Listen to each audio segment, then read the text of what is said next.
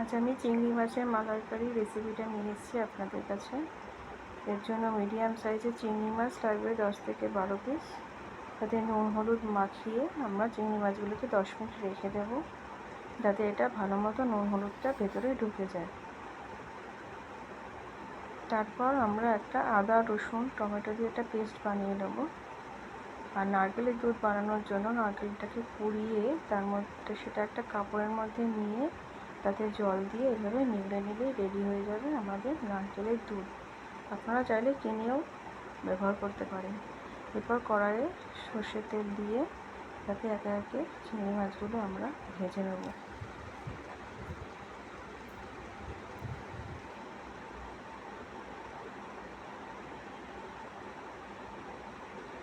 দু পিঠই ভেজে নিতে হবে।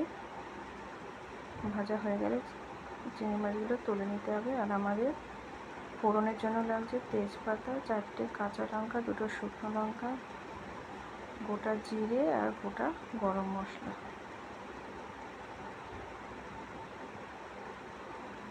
এরপর ওই তেলে আমরা তেজপাতা, কাঁচা লঙ্কা, শুকনো লঙ্কা, গোটা জিরে আর গোটা গরম মশলা ফোড়ন দিয়ে দেব।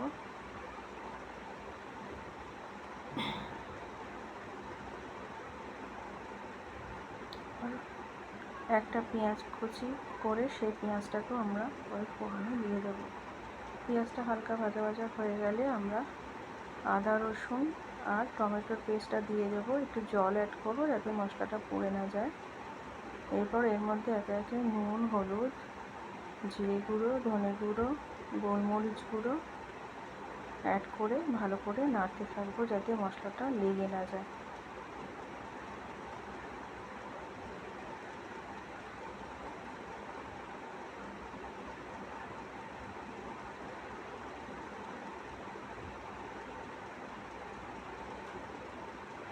মশলাটা থেকে দেখুন তেল ছাড়তে শুরু করেছে, তখনই আমরা নারকেলের দুধটা পুরোটা এর মধ্যে দিয়ে দেবো।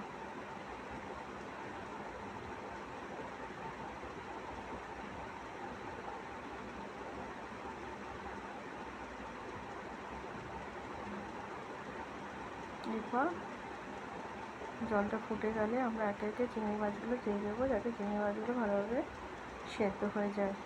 এভাবে আমরা ঢাকা দিয়ে মিডিয়াম আঁচে 5 মিনিট রেখে দিলে মশলা থেকে দেখুন তেল ছাড়তে শুরু করেছে। তাহলেই আমাদের চিংড়ি মাছের মালাইকারি রেডি।